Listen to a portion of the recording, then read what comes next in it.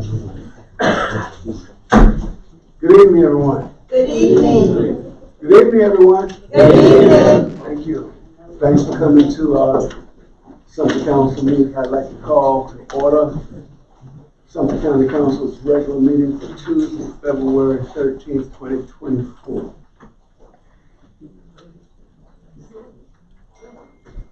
Would you please give us an invocation? May we all stand and please remain standing for the pledge. Let us pray. Our dear kind Heavenly Father, we do thank you for allowing us to come to the table once again to do the business that you've anointed us for. And we just invite your presence as we begin this meeting. We thank you for everyone who is present and ask you to bless our meeting and give us a mind to do what is right in your sight. We ask your continued blessings upon those men and women who are serving in uniform, especially those in harm's way. We thank you for those who made the ultimate sacrifice, and we ask that you continue to be with their families. Bless men and women everywhere. Bless county government, city government, and our national government. Help us to continue to have a mind to do what is right in your sight. These are our blessings we thank and ask in your name. Amen. Amen. This evening will be led in the pledge of allegiance by my friend, U.S. Marine veteran Mr. James L. Safer, who honorably served our country from 1984 to 1988. After separating from the military, he became the South Carolina State Trooper and retired as a first sergeant after 25 years of loyal service.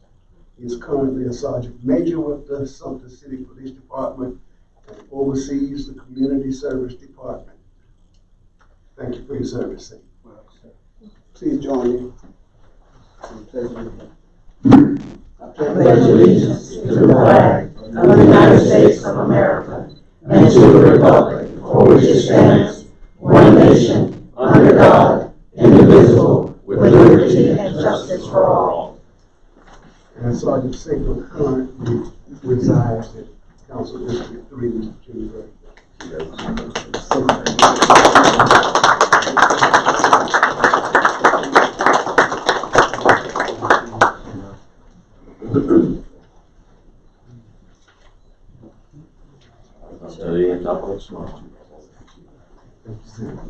Appreciate you. So I have to approve the agenda. Ms. B, item number 8, 1 and 2 under new business. I would like to move under number 5, which is after we approve the minutes, we'll have those recognitions, those 2 recognitions. Yes, sir. We have a motion to approve. So moved. The amended agenda. It's been moved and seconded. Any discussion? Hearing none. All in favor of approving the amended agenda, please say aye. Aye. All opposed. We have a motion to please approve the minutes of the County Council regular meeting for Tuesday, January 20th. So moved. Second. It's been moved and properly seconded. Any discussion? Hearing none. All in favor, please say aye. Aye. As many of you may have known, or may have read about or heard about, the American Legion each year recognizes public service officers in our community, and we had that happen this year as well, where the American Legion recognized firefighter of the year, police officer of the year, detention officer of the year, EMS technician of the year, and sheriff's deputy of the year, along with the law enforcement officer of the year. So first and foremost, I think we have Chief Ford. I think I saw you in the background. Hard to miss you. Yep. Mr. Chairman, Honorable Council, Ms. Dixon, we just thank you tonight for letting us appear before you for the Public Service Awards for firefighter, police officer, and EMS, Sheriff's Department also, but we just want to thank you. Tonight I want to introduce the firefighter of the year. January 25th of 2023, at approximately 7 o'clock in the morning, the call came in for vehicle submerged in the water on Kingsbury at Crossland.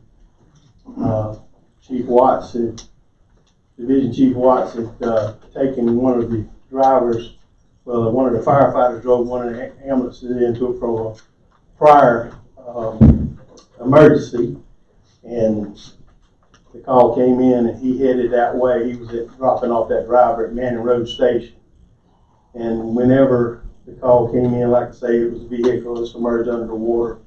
He got there. I think the only thing we could see was the tires. And without hesitation, he dove into the water and got to the car and noticed the car was moving around, and attempted it. And by that time, some of the rest of the members of the fire department and sheriff's department got there and helped turn the car over. But he, without his actions of, not taking anything that, for his risk, or he just jumped in and went to work without any hesitation. And I tell you, so many years I've known this young man. He's been the exemplary, just a symbol of what a firefighter and a public servant should be. And I am proud to say that I get to work with him on a daily basis. And he is a true friend and a true hero in my book. And I'd like to present to y'all Division Chief Hal Watts.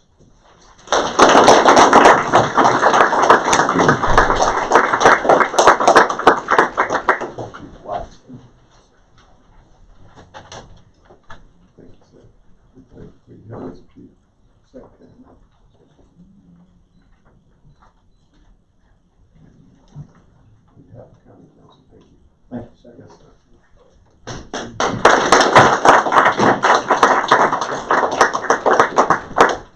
Chief Roy. Yes, sir.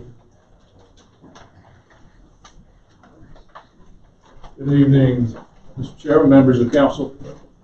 Robert Beckford is a sergeant with the City of Sumter Police Department. He is our officer of the year. Unfortunately, he is ill, is not able to attend, but I do think it's appropriate to tell you all something about him. Beck has been in law enforcement about 21 years. He's done many different things, from being an investigator, juvenile investigator, worked narcotics, managed a K-9, worked at line. And I asked him in the summer if he would consider becoming an SRO. It takes a special kind of person to be a school resource officer. He's at the high school. And he was somewhat reticent about doing it, but he and I discussed for a while. We came to an agreement. He's just done a fabulous job. The City of Sumter High School is very large. It's almost like a city. And because of his years of experience and his ability to be able to communicate with anybody, he has developed relationships with children, young people, at the high school age. He's got a special bond with the special needs students at the school. They look for him every day. He provides a cloak of safety for all the children and the faculty, and it's just doing a fabulous job, and it represents us very well as a community. So for that reason, Sergeant Robert Beckford is our officer of the year for the city of Sumter.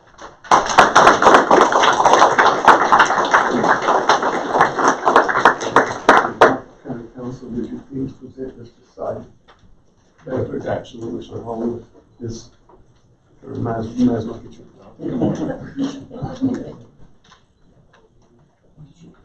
Thanks, Chief. All right.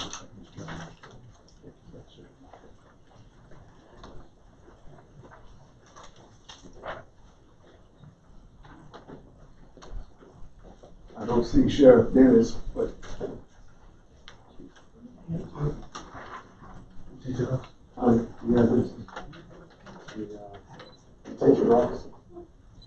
Thank you, for the chairman of the county council, members of the council. I'd like to talk about the detention officer of the year, Senior Corporal Joshua Howell. He has been with the sheriff's office since 2020. He has increased knowledge in the field of detention services. He's shown a great detail in doing his work, works well with his co-workers and the inmates that he serves. often called upon in tense situations with his enthusiasm to deal with his fellow workers. He also uses good sound judgment. We decided to baptize some inmates back in 2 years, maybe a year or so ago, and we had about 50 inmates that we baptized. He's also a pastor, and he baptized those inmates, and they were very receptive of that. Again, outstanding. They really look up to him, his fellow workers, and the inmates. I give to you Senior Corporal Joshua Howell.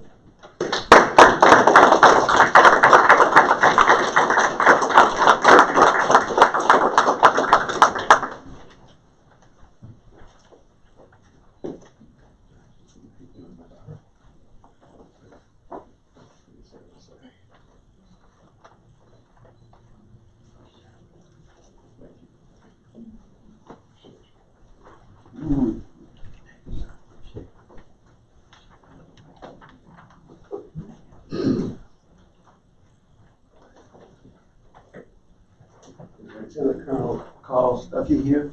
Yes, sir.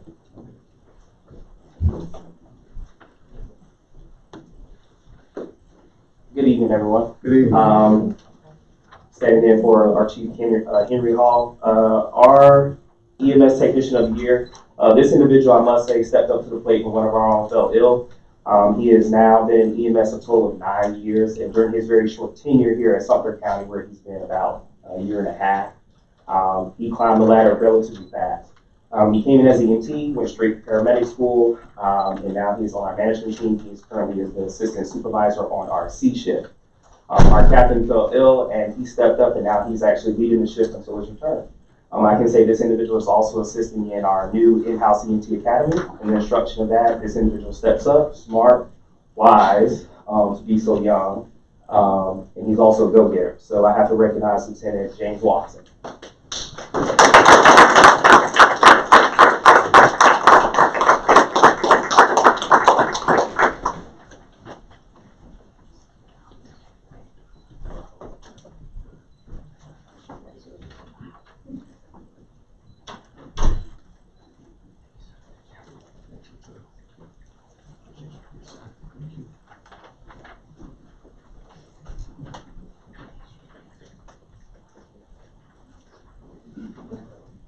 Thank you.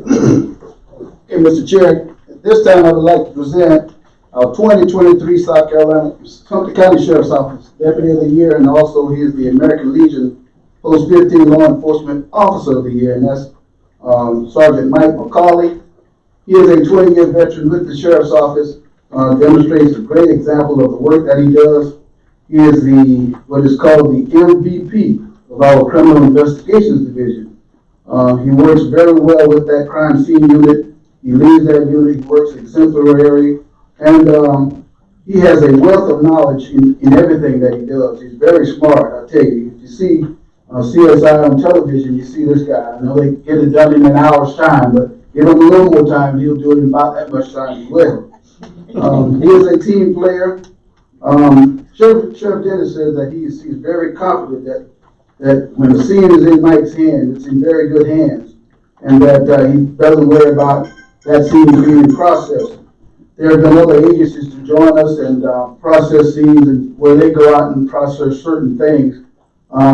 They may get a few items, but Mike may go above and beyond. He's going to go above and beyond to seize items that may prove very profitable in investigating his cases, and he's done so just recently in a situation where it led to a suspect being arrested for a murder conviction.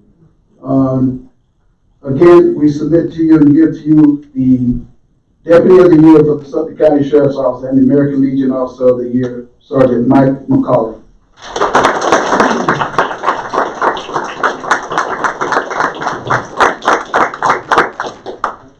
I think you notice he's double dipping. He actually received 2 awards. This one? This one.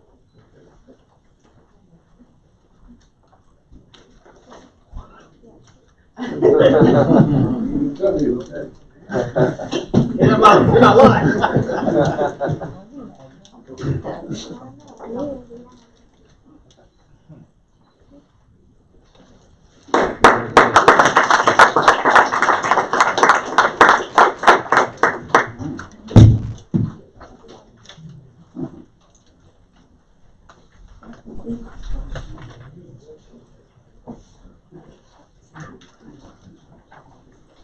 next presentation, Lieutenant Colonel Raymond Castner from the United States Marine Corps Operations.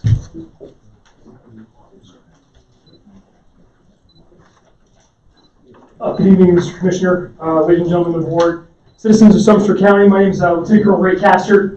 I am here on behalf of the Commanding General, Lieutenant General David Adignan, Second Marine Expeditionary Force, and my boss, the officer in charge of Expeditionary Operations Training Group, Lieutenant Colonel Neil Berry.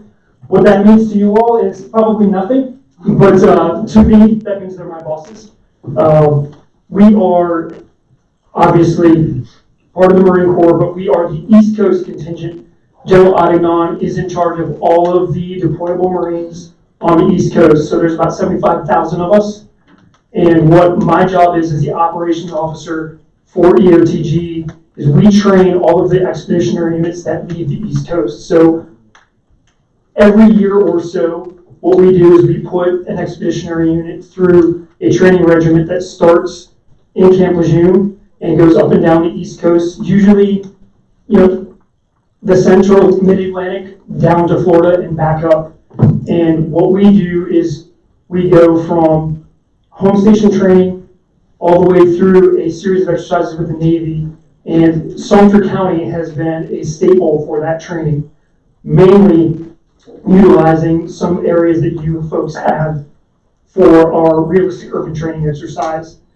The reason it's so pivotal to what we do is because when the Muse go forward, kind of like 26th Marine Expeditionary Unit is right now, and you've probably seen a little bit about them in the news. They've been extended now 2 times. If I were a betting man, they're probably going to get extended again because of recent world events.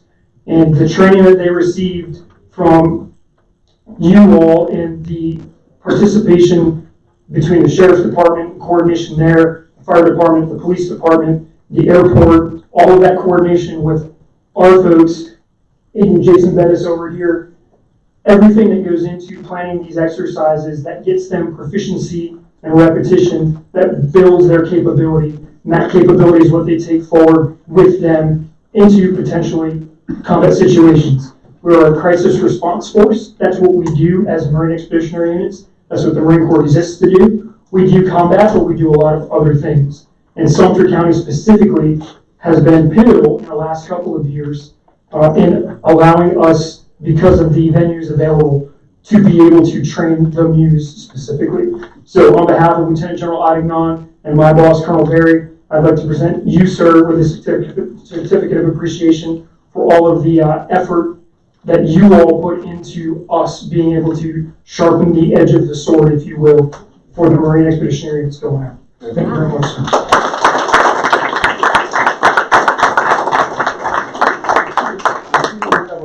NCIS agent in the building. Yes, we do. You haven't been on Channel 18 at CBS? Not yet. Okay, so, thank you.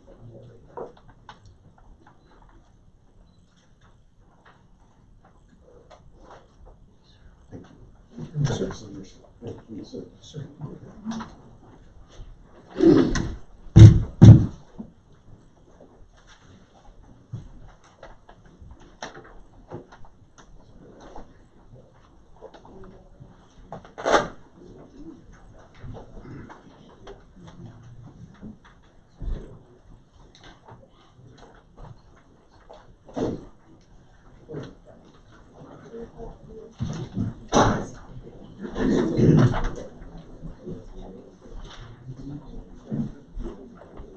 Back to the agenda, we now come to land use matters. Ordinance amendment number 2304, first reading approval.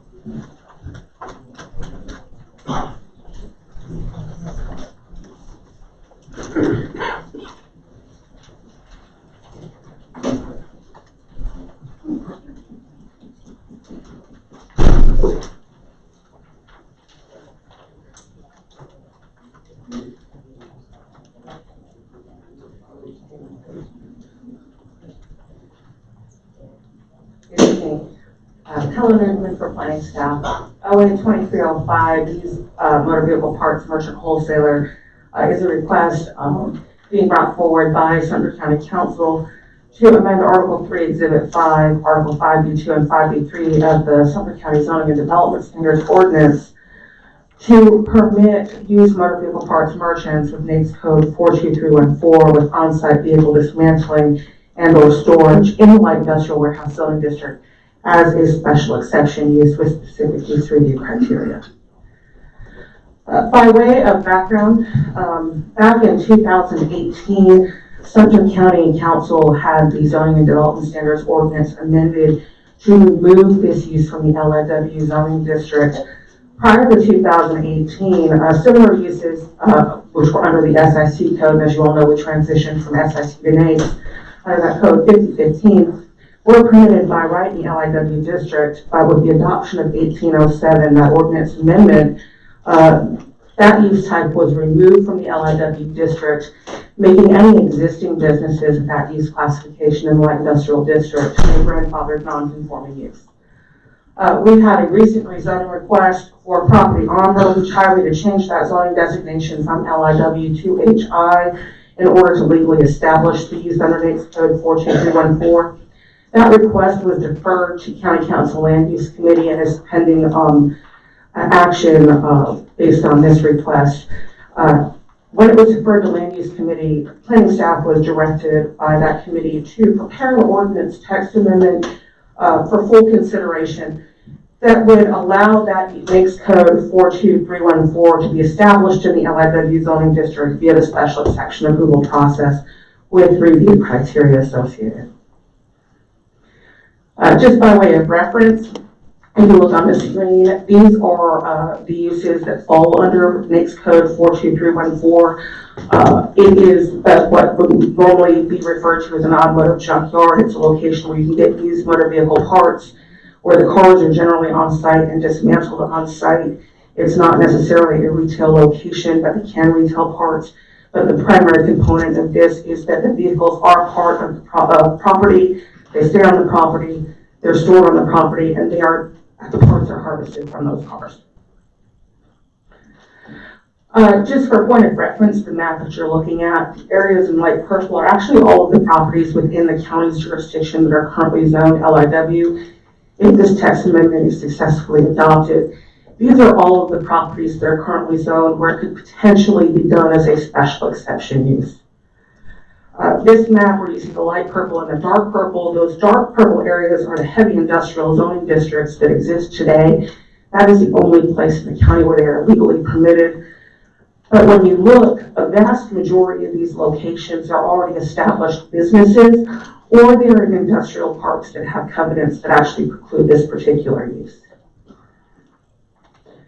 So with this text amendment, the use table would be amended in Exhibit 5 to make the merchant wholesaler parts a special exception use in LIW. It would remain permitted in heavy industrial. We would pull specifically junkyards out from that use category because junkyards have a specific definition in the ordinance separate from the used vehicle parts wholesaler. And then we would also put a third category and caveat in where you can retail used parts where you do not have on-site vehicle dismantling. So for instance, you could get these used parts from a facility and sell it inside a storefront. That would still remain as a permitted use in the industrial and light industrial districts. The primary difference between these two categories is the on-site storage and dismantling of the vehicles versus just selling the parts if they have already been removed from the vehicles. So in addition to the general special exception criteria where we look at issues of compatibility and site development standards, we were asked to develop some specific criteria for this particular use classification. That criteria is listed on the screen and I can go through each of them for you.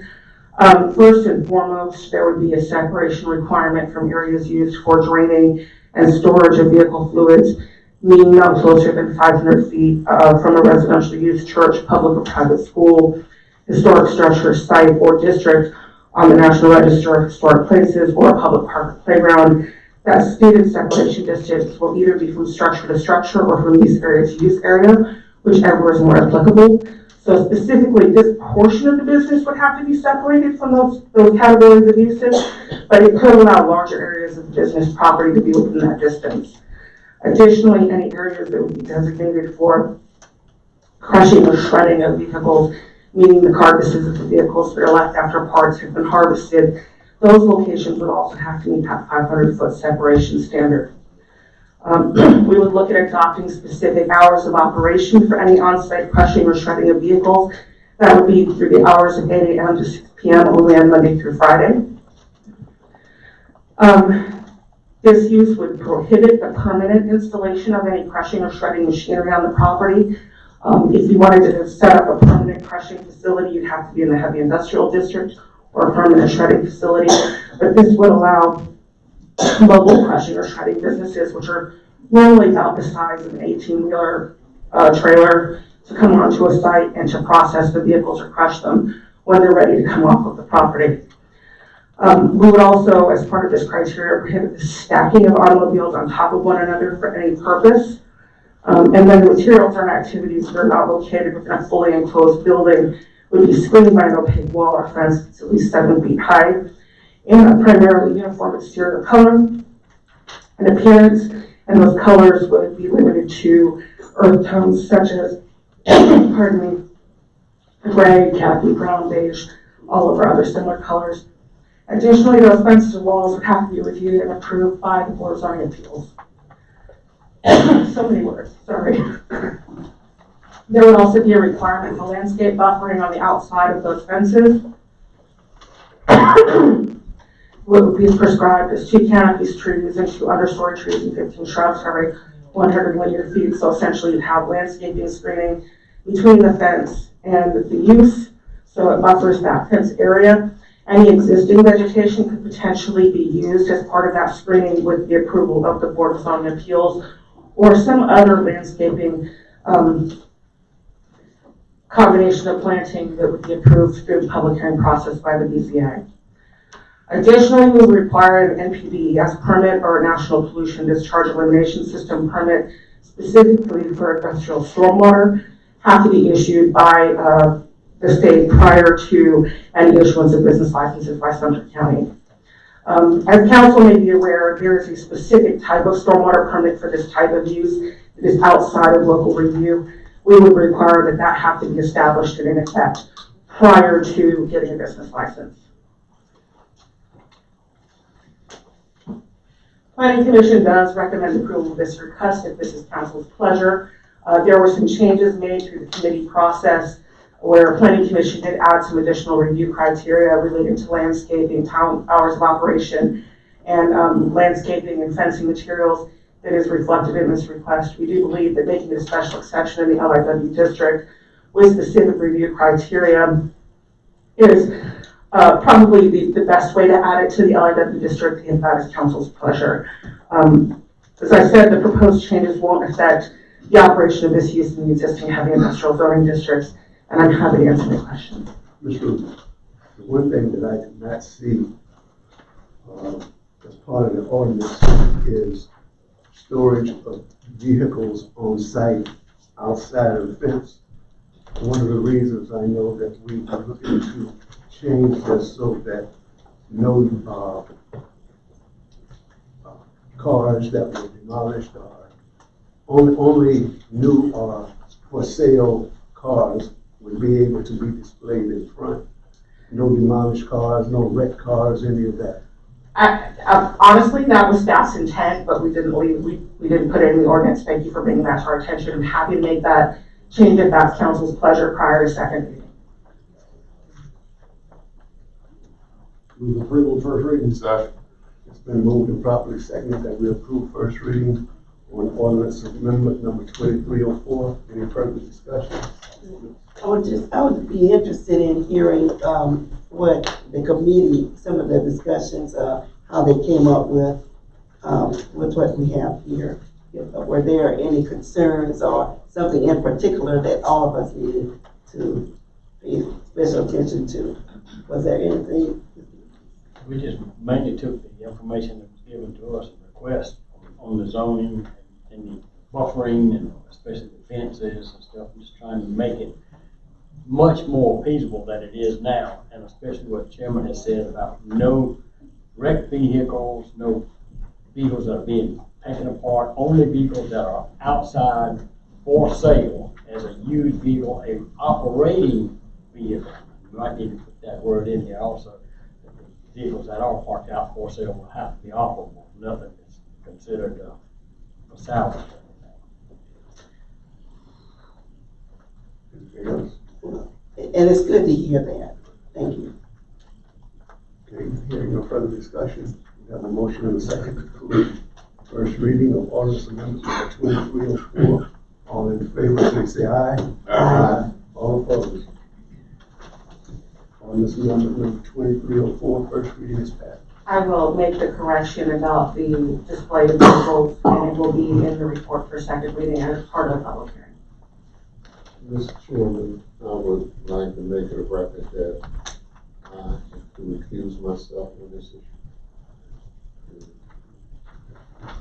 Thank you. Okay, next item on the agenda is the discussion of possible action concerning the business license order. Mr. White. Thank you, Mr. Chairman. And thank you all for being here today. Ms. Blanding, while you set up the video that I'd like to run first, I just want to make a couple of comments. I appreciate. I am pleased to announce today that the millions of Americans who have served time or have a criminal. Yeah, there you go. Thank you. As you know, this has been an ongoing conversation for a few weeks, and there were several individuals in the community who thought that there should be some adjustments to the business license ordinance, and of course I was in agreement with that. And what I want the citizens to know is that since the last time we met, there has been a lot of work done on this issue. I want to thank Attorney Andrea Aloni for taking the lead on that. I think she's here today, and she'll probably reprimand me for asking her to raise her hand, but would you raise your hand, Ms. Loney, please? I want to thank her. I want to thank my dear wife, Myra, for her assistance. Myra, would you raise your hand, please? Thank you. I also want to thank the sheriff and the chief deputy, and also the solicitor and Chairman McCain. We have been working to find a compromise to address the issues that were raised initially by me, but secondly, by a lot of folks in the community. And so we're going to lay out the changes that we think we can all live with and pass. But before I do that, I want you to take a look at a video, and I'll explain afterwards, and then we'll get into the language. Ms. Blandon, if you would, please. I am pleased to announce today that the millions of Americans who have served time or have a criminal record will soon be able to receive small business loans.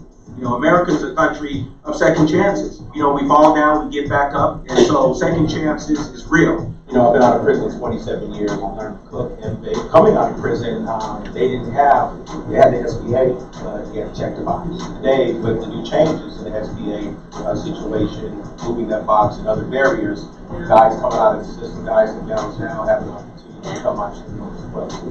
Every person in America should have access to opportunity.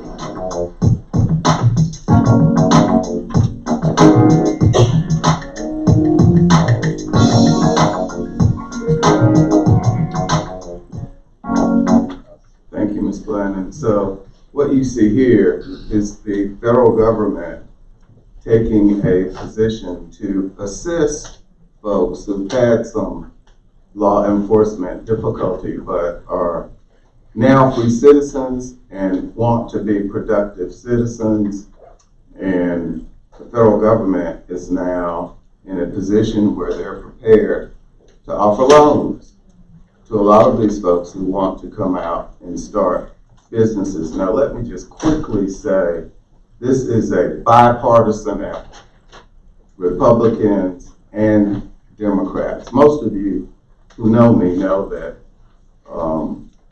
I hate political identifiers. I just think they're issues that we need to deal with, and I really don't like the party association, but in this instance, both Democrats and Republicans have agreed that this is something that is important. I say that to say this council has expressed the desire to operate in that same vein. And so the language we're about to review is an effort to provide those same kinds of opportunities to folks who may have had a little difficulty but want to be on the right side of the law. And so I thought the video was helpful in sort of setting the stage for that. So Ms. Blaney, if you would start with section 2636, which is denial of the business license. I hope those in the audience can read along with me. And so what I'm going to do is read you the current language and then share with you the proposed compromise language. So let me also set up for you that once we go through the language, assuming that council members are agreeable to that, what will happen then is that this language will be formulated into an ordinance. And so it will receive 3 readings. So it will not pass tonight as an ordinance, but if we all agree that we're good with the language, then the county administrator, county attorney will formulate this into an ordinance. At the next council meeting, we'll have first reading, and then, of course, second reading, third reading, and then this will be the new language. I'm assuming everybody understands that, and assuming that you do, we'll go directly to the language. So, under denial of language, which is section 2636, the original language says the applicant, and this is section C, the applicant, licensee, prior licensee, or the person in control of the business has been convicted within the previous 10 years of an offense under a law or ordinance regulating business, a crime involving dishonest conduct or moral turpitude related to a business or a subject of a business or an unlawful sale of merchandise or prohibited goods. Of course, the problem that we saw with that is that 10 years was just too long, and that criminal offenses cited are too broad and not exclusively related to the business for which a license is sought. So the compromise language would be this: the applicant, licensee, prior licensee, or the person in control of the business has been convicted of a crime within the last 3 years, but it has to be directly related to a business enterprise for which the license is sought. For instance, if you own a payday lending business and you have this difficulty, and within that 3-year period, you come back and you say you want to own a title loan business, you're going to get a little review within that 3-year period. So the language has been tightened up, the time period has been reduced, and identifying the type of business that you're in, and if that crime is associated with the new business, then they're going to take a look-see. So that would be the first change. So let's go to section D, Ms. Blaney, if you would.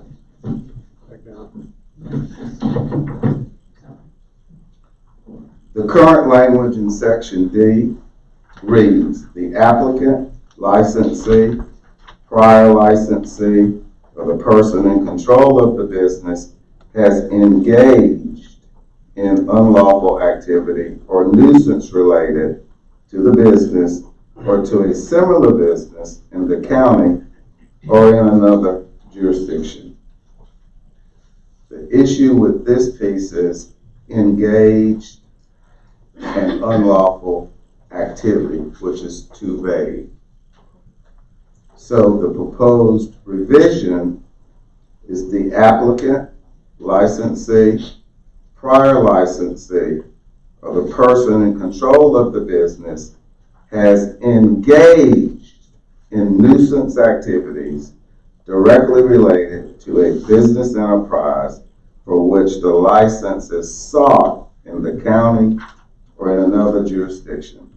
And we intentionally included engaged in nuisance activities because we want to give our sheriff the leeway to determine if there is a club, if there is some sort of other business that's engaging in nuisance activities. The sheriff can go in and say, okay, I'm going to cite you this time, and I may cite you again, but if I come back out here, we're going to shut you down.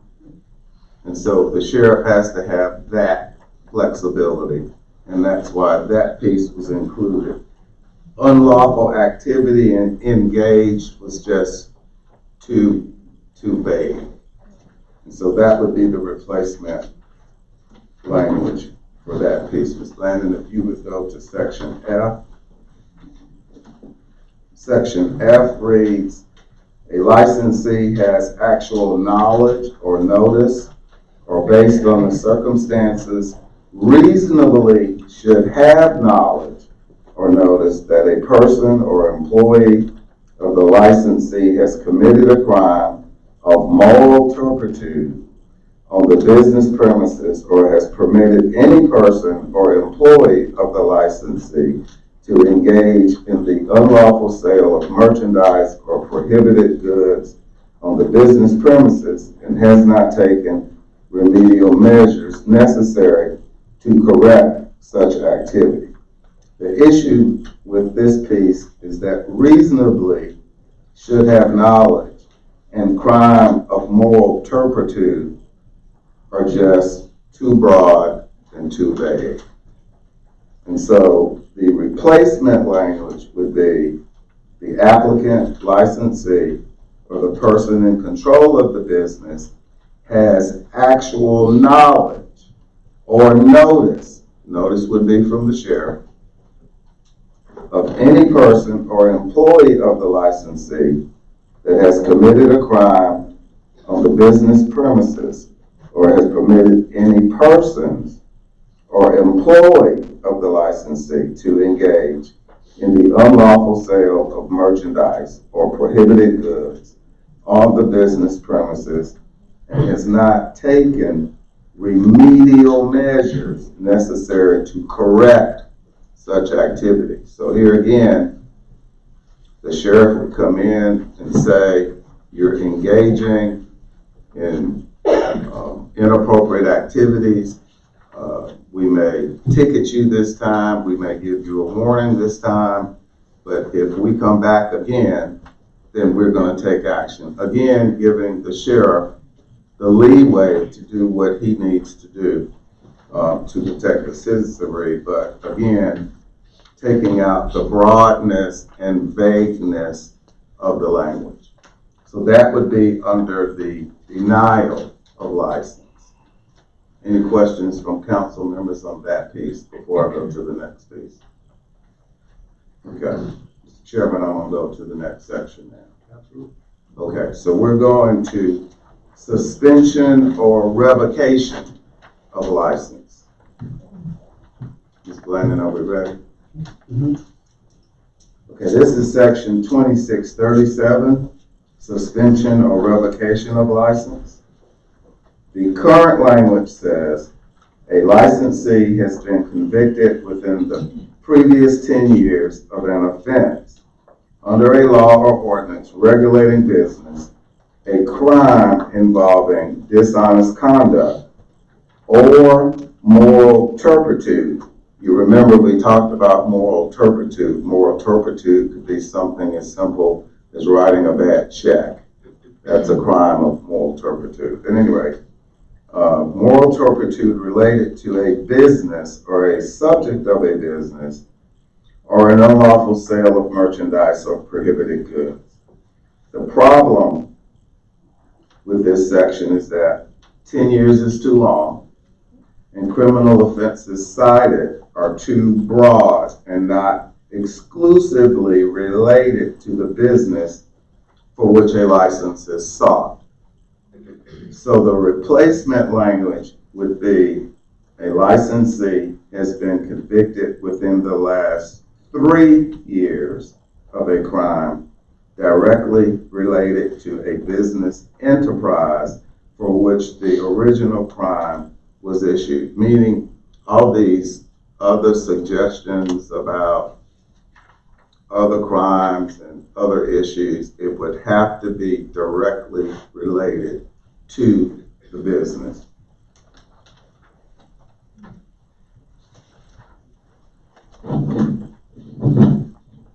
In Section E, also under suspension or revocation of license, the current language reads, a licensee has engaged in an unlawful activity or nuisance related to the business. Again, the word unlawful activity is too vague. Who decides if someone has engaged in an unlawful activity if they haven't been convicted? Is it your neighbor who doesn't want you living next to him? Is it somebody that has some axe to grind with you? It's just too vague. So the replacement language would be a licensee has engaged in a nuisance activity directly related to a business enterprise for which the license was issued. Again, if there is a business that is a nuisance, the sheriff has the authority to come in and address that business, which generally means the sheriff is going to come in and probably cite them, warn them, talk with them. But if that activity persists, then the sheriff would have the authority to address that and suspend or revocate the license. Those are the changes that I think the majority of our council will agree to pass. I am told that we are all on the same page in this regard, and assuming that is the case, I would yield to the chairman to further dispense of this item and inform the citizenry how we will proceed to formulate this into an ordinance. And Mr. Chairman, I'll make a motion that we approve these changes and submit them to be a part of an ordinance for first reading to be brought back to us. Second. Moved and seconded. Any more discussion to pass this on? I would like to take a minute, Mr. Washington, to thank Attorney Loney. She took the time out of her busy schedule, that she works in Columbia, to sit down with me on one occasion for a couple of hours, and then with the sheriff on another occasion, because I had some concerns. I wanted to make sure that our citizens were protected, understanding, and I said this at the last meeting, that the intent of the business ordinance language was not to prevent anybody from getting a business license. So I think we've accomplished that. Attorney Loney, thank you. She pretty much crafted the language, if I'm not mistaken, from what she sent to me, and what we have here is pretty much the same. Mr. Chairman, Attorney Loney and my research director, Mrs. Washington, worked very closely on that. Thank you, Ms. Miles. Anniversary, Valentine's Day, trying to get some. In any case, the sheriff indicated to me that he had a problem with the 10-year language as well. So we negotiated on the length of terms, and we came up with 3 years, which I think is amenable to everybody. So, Mr. Bateman. Yeah. I would like to thank my colleague, Councilman Washington, for all that he has put in on this subject. And I think that we as a council, taking what we know, and instead of going with the city ordinance, we have decided to eliminate those 10 years because they are unfair. And at least we've limited to 3 years. And that takes courage to do that, because what we're saying is that we don't agree with the city. And I'm hoping that the city would look at their ordinance and realize just how unfair it is to people. There was a great article in the paper today, commentary. It said putting up barriers for ex-felons doesn't protect community, it puts it at greater risk. And what they're saying is that you put up these long barriers, 10 years, what you're doing is you're preventing a lot of people who have done crime, who have served their time, from re-entering back into society. And as a result, the recidivism rate is high. And I know that for a fact. It's not something that I'm saying, because I've worked in the field for over 30-some years, and I know that for a fact. So I just want to thank my colleagues for having the courage to do what they're doing. And I think it would be better overall, and I hope, like I said, that the city decides to look at their ordinance and revise it. Thank you, Mr. Chairman. One other thing I'd like to say, at no time did this county council ever consider changing the language to match what the city did when they changed it to a conviction of someone being convicted to serve for at least a year or more. At no time did we consider that language. But at the same time, we recognize that the language could have a bearing, and Ms. Looney opened my eyes about this. Since no one had been denied a business license by the department in Sumter, but someone that has come out of prison may look at the language and not even attempt to get a business language because of the way it was worded. So that had a bigger impact on me than anything else, plus the fact that the sheriff had a problem with 10 years. So with that being said, we got a motion and a second to direct the administrator to take this language and along with our attorney to craft it into an ordinance that will have first reading at our next meeting. Without further discussion, all in favor, please say aye. Aye. All opposed? It's done.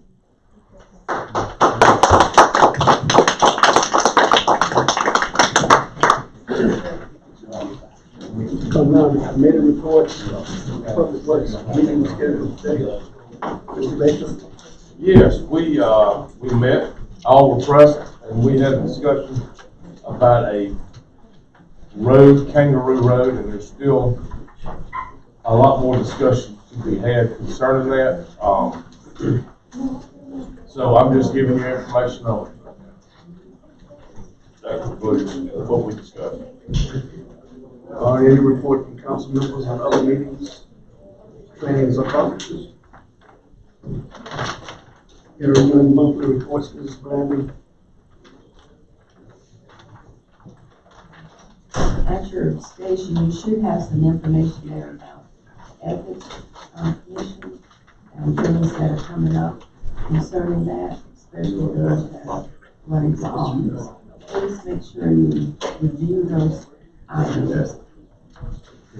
The zoning board of appeals, will have a meeting on tomorrow, so if anyone's interested, you should know about that. And, you're invited to join the Kiwanis Club for Sumter lunch meeting. Representative Ralph Norman will be there. Please let me know whether or not you plan to attend USC Sumter softball field groundbreaking. I need to know that really quickly. And there will be a ribbon cutting ceremony on April the 9th. Please put that on your calendar. And last but not least, there is the Sumter Spring Fest, which is March the 23rd. That's it. Thank you. Mr. Mixon. Mr. Chairman, council members, good evening. At the last council meeting, the council approved us to start the process on the capital penny sales tax. I wanted to announce to council that at the next meeting date on February the 27th, we will ask for a special capital penny sales tax meeting with council to start the conversation about proposed county projects that might be on the 2024 ballot. We will be sending out through our clerk a list of the last projects, the 2022 projects that many of you are most familiar with, so that you can review that and make that part of our conversation. But also there will be a template, basically a blank template that you can complete if you have other projects that you would also like for this council to consider for the conversation. So look for that information to start rolling out later this week, and then we will again schedule a meeting on the 27th to have a conversation.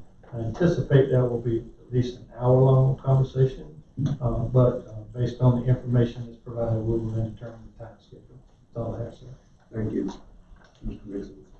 Come down to the public comment portion of our agenda where citizens desiring to speak during public comment are limited to up to 3 minutes. Comments will be made through the chairman. If there are any questions, they will be answered after the meeting. Anyone wishing to speak to council, please proceed to the podium. State your name for the record, please. Yes, Good evening, Chairman, council members, fellow citizens. My name is Desiree Webb. I'm an elementary school teacher at Pecos Springs Elementary.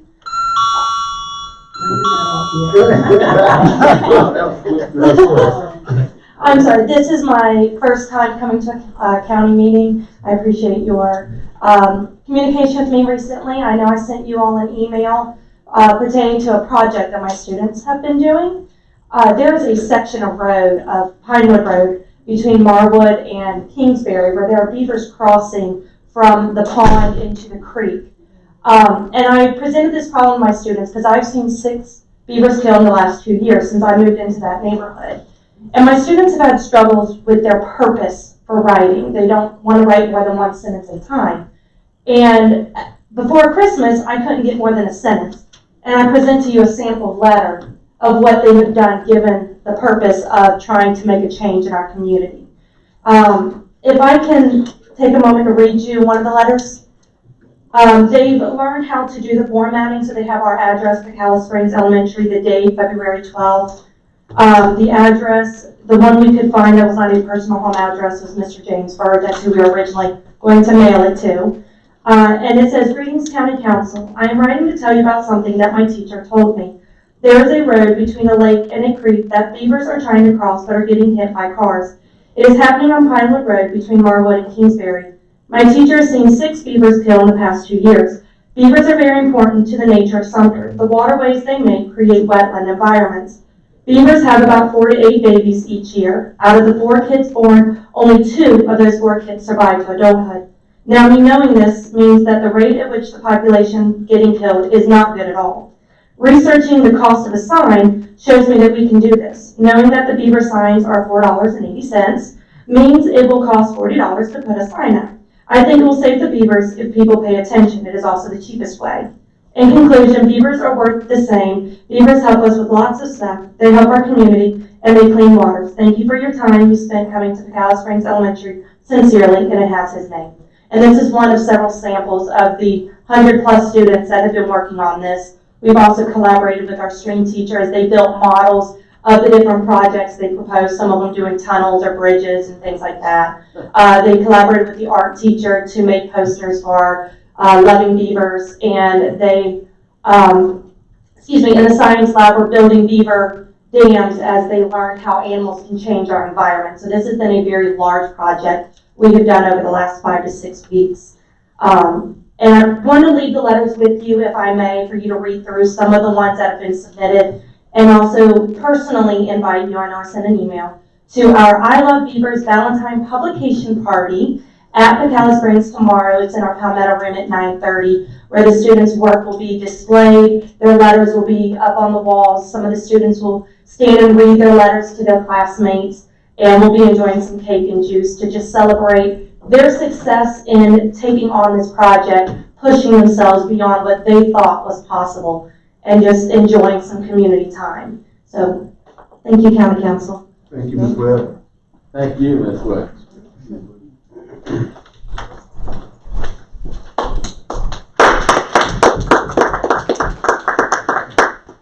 Anyone else wishing to speak?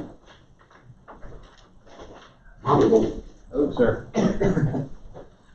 Good evening, Mr. Chairman and Council. I'm Neil Niederheiser, and I am one of the concerned citizens who has voiced concerns about the potential change to the ordinance with the county that was discussed extensively this evening. I will admit I'm one who wrote an editorial in the item against it based on the initial information I had heard. I have not had time. I'm adjusting my comments because I've not had time to fully absorb what we saw here this evening. What I would say at this point, my one concern is that 3 years post-conviction, I think, may be inadequate for some offenses.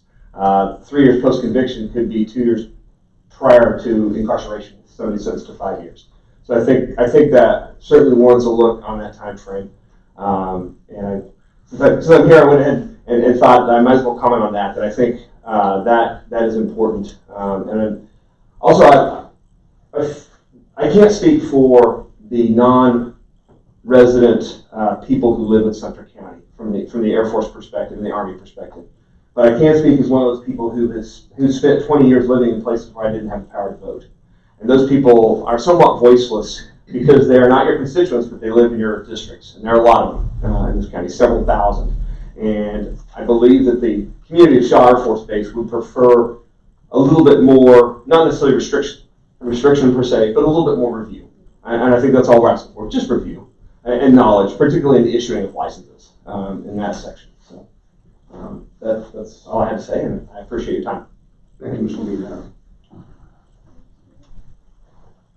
Anyone else?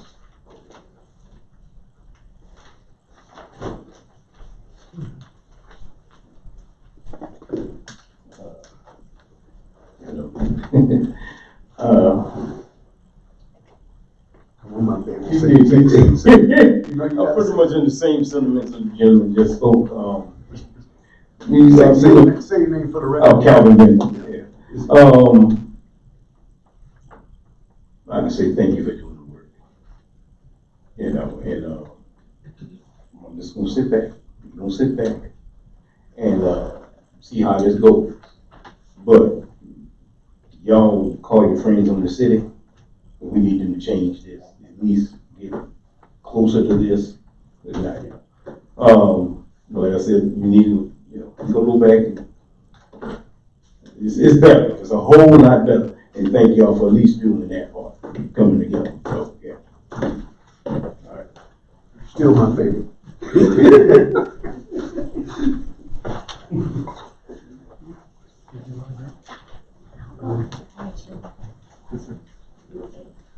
Good afternoon, Chair and council members.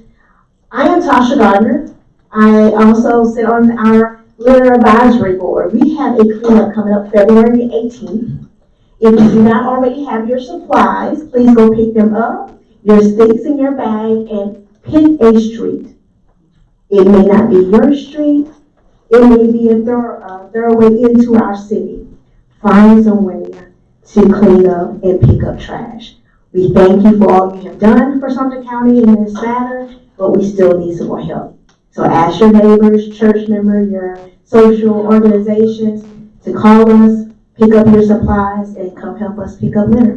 Thank you. Thank you, Ms. Gardner. Good evening, Chairman. George Bates, Wedgefield, council members, staff, visitors. Thank you for all you do. I'm just blown away today. I've been missing a couple of meetings. I haven't been feeling well. But I see some of the things you're accomplishing, and I'm just, well, I'm not speechless because I'm up here thanking y'all for it. So thank you. And I would like to know if there's any way to ask the sheriff's department to do some patrols around the Westfield area. Patrols meaning come on up into the streets, not just drive by. Just come down the streets, come down, the various streets and roads in Westfield. And if we can get that, we can get some more presence on the road and maybe a few more deputies and cars and staff for the law enforcement. And I was impressed with the first responders that were here tonight. And I'm thankful that you're recognizing them here. Thank you very much. Have a blessed day. Thank you, Mr. Bates. Anyone else? Seeing none from the council, motion is closed. Move for adjournment. Second. Moving properly second into discussion. All in favor of adjourning? Aye. Aye. I'm so glad you had that straight.